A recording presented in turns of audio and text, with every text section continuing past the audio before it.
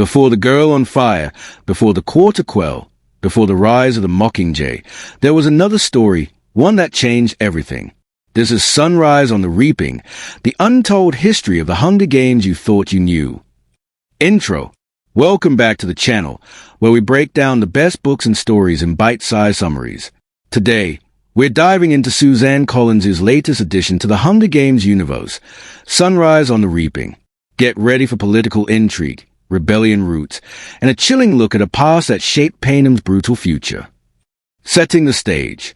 Set 24 years before Katniss Everdeen volunteered as tribute, Sunrise on the Reaping takes place during the 50th Hunger Games, the notorious second quarter quell. If you're a fan, you might remember this was the same games where District 12's Haymitch Abernathy became a victor. But this book is not just his story.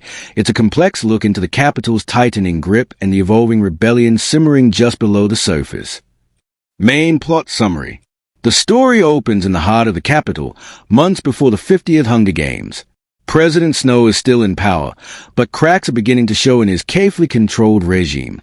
The book introduces us to new characters, ambitious game makers, rebellious Capitol citizens, and young tributes from across Panem who each represent the struggles of their districts. At the center of the story is a new protagonist, a Capitol-born youth who begins to question the game's morality. As preparations for the quarter quell begin, with double the tributes and double the carnage, tensions rise. Haymitch's journey, from reluctant tribute to calculating survivor, is interwoven with growing unrest in the outer districts. We see the emotional toll of the games not just on tributes, but also on those forced to design and broadcast the spectacle. Through flashbacks and hidden agendas, Collins masterfully unravels the deeper machinery of the games, showing us how fear is manufactured, how victors are manipulated, and how resistance finds its earliest flames even in the darkest corners of the Capitol itself.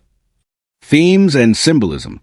Themes of control, manipulation, and moral conflict run deep in Sunrise on the Reaping. Unlike the original trilogy's action-driven plots, this installment leans into psychological warfare and institutional cruelty.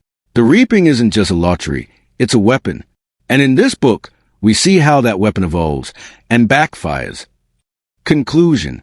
In Sunrise on the Reaping, Suzanne Collins doesn't just expand the Hunger Games universe, she deepens it.